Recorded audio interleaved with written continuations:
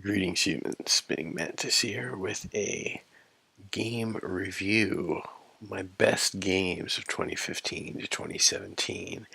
And this game actually originally came out in 2013, but in 2017, I believe it was re-released as part of the package in HD. And I have to say, if you didn't get it the first time, you should get it a second time. I think you can get that package of all three Bioshock games for really great sales every now and again, and it's not that expensive for what it is. So if you never played this, you certainly should. Bioshock 1 and Bioshock Infinite, the first and third games, are pretty darn amazing. So it is a very mysterious first-person shooter set in a dystopia, and so that's a reverse utopia. It's a place where things may look perfect, but they are really rotten at the core, and you are a detective or a Pinkerton, a tough guy, a muscle, who gets hired to do various things, and you have to make your way through this fantastic environment. I will start off by saying graphics, I give it a 10. The scene you're seeing here on screen right now is pretty nice, but later in the game it is overwhelmingly good and overwhelmingly beautiful, especially the HD update.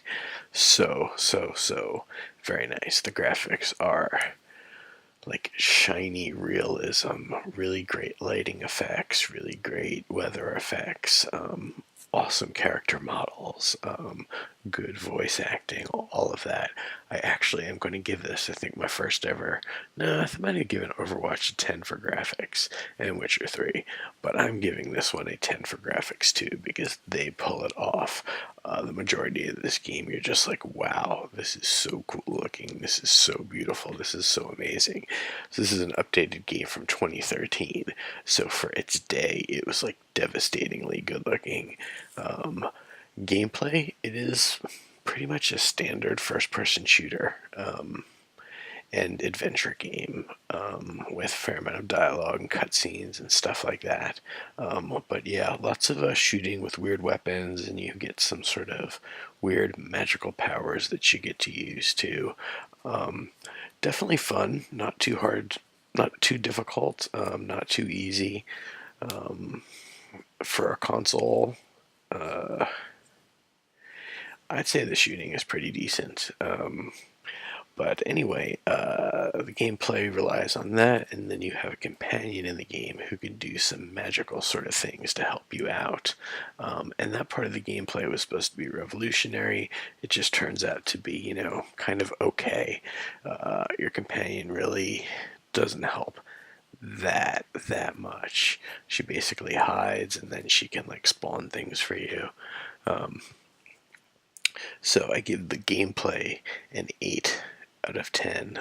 Still very good. I give the story a 9 out of 10. It is very involved. The main storyline really does, it makes sense. But there's also this crazy supernatural element to it all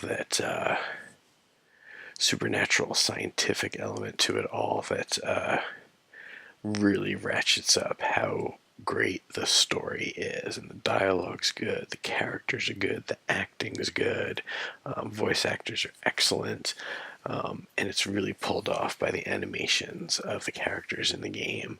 So for story, I give it a really strong 9 out of 10.